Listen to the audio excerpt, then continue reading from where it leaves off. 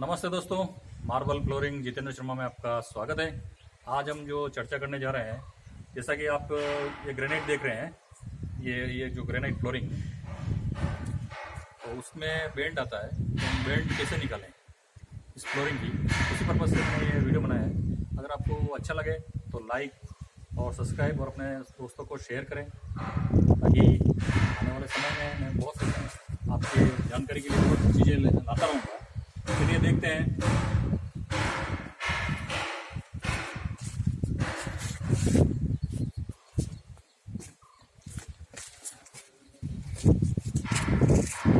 जैसा कि आप देख रहे हैं, ये बैंड आ गया पत्थर में, वहाँ बिल्कुल सही है कॉर्नर पर, और ये कॉर्नर भी बिल्कुल सही है। अब ये बैंड आ गया। अब इसको कैसे निकालेंगे?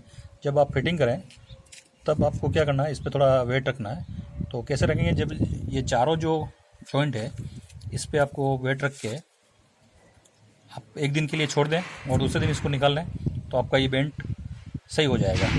जैसे देखिए, जैसा कि ये देखिए, ये आपको एक पीस रखना है नीचे, ये पूरा पीस रख दें, चारों जॉइंट जहाँ मिले हो, और एक कैसा कुछ वेट रख दें ऊपर। तो इससे क्या है, आप एक दिन छोड़ के वापस उठा लेंगे तो आपका ये बेंट निकल जाएगा और आपकी फ्लोरिंग की क्वालिटी भी बनी रहेगी। धन्यवाद दोस्तों।